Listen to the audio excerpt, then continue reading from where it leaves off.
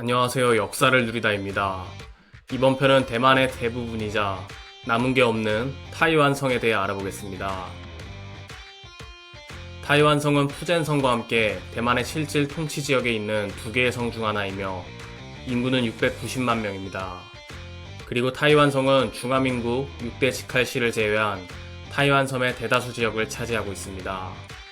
본래 타이완성은 타이완섬 전역과 인근 도서를 관할구역으로 했었으나 주요 도시들이 타이완성에서 떨어져 나가 현재 타이완성의 인구는 대만 영토 전체의 30% 수준이며 타이완 인구의 30% 미만입니다. 그리고 2018년을 기해 타이완성 정부가 완전히 해산되어 소속된 사람은 아무도 없는 이름만 남겨진 행정구역이 되었습니다.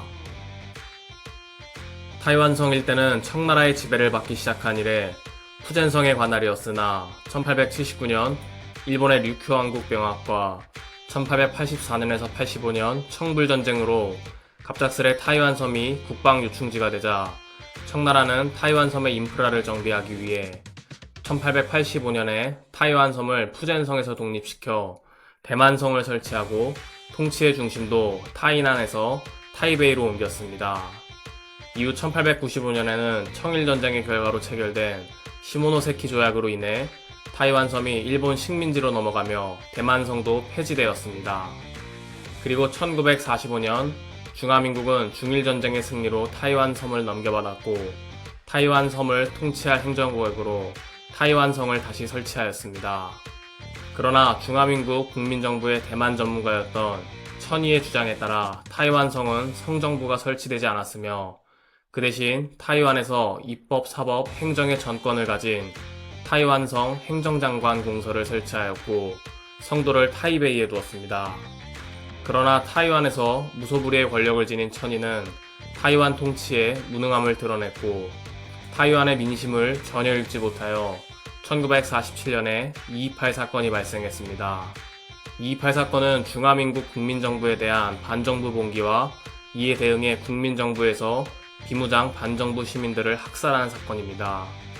228 사건이 유혈 진압으로 종료된 후 천이는 행정장관에서 해임되었고 1949년에는 국민당이 중국인민해방군에 밀려 대륙을 잃어가자 국민당은 끝났다고 생각하고 중국공산당에 투항하고자 했습니다. 그는 난징경비사령관 탕원보에게 이를 알리고 함께 투항하려 했으나 탕원보는 이를 듣지 않고 장제스에게 일러 바쳤습니다. 1950년 장제스는 탕원보의 밀고에 대노하여 천이를 반역 혐의로 체포했고 결국 타이베이에서 처형당했습니다. 그리고 국민정부가 중국공산당에 패배하고 타이베이로 정부를 옮긴 후 1950년대부터는 중화민국 정부가 다스리는 영토의 대부분이 타이완성의 관할구역과 그대로 일치하게 됩니다. 중국 대륙을 찾아야 하는 중화민국은 타이완성을 그대로 유지했고 중앙정부는 중국 대륙 수복에 전념하고 대만의 내정 중 상당 부분을 지방정부의 사무로서 타이완성에 담당하게 했습니다. 이후 1967년과 1979년에 타이베이시와 가오슝시가 각각 직할시로 승격되어 타이완성에서 분리되었습니다. 그리고 1994년 지방선거에서 최초로 타이완 성장을 선출하게 되면서 문제가 발생하게 됩니다.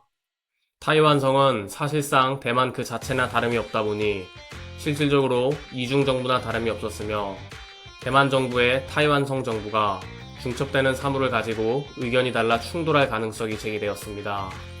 그리고 대만의 진보주의 정당인 민주진보당은 타이완성의 입지에 따른 혼란에 더해 타이완성 존재가 중화민국을 대만공화국으로 바꾸려는 계획에 걸림돌이 되리라는 생각을 갖고 있었습니다. 1997년 국민당과 민주진보당 양당이 전격적으로 합의하여 헌법을 증보수하면서 명목상 타이완성 정부만 남겼습니다. 그에 따라 타이완성은 중화민국 정부 산하기관이 되어 민선성장과 성위의 의원은 다시 없어졌습니다.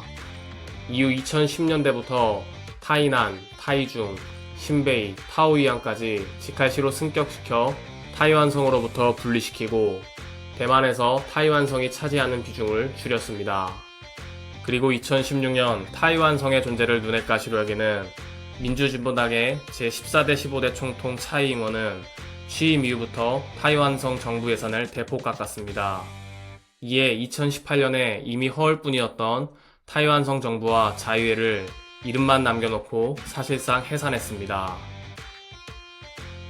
이번 영상은 대만의 대부분이자 남은 게 없는 타이완성을 살펴봤습니다.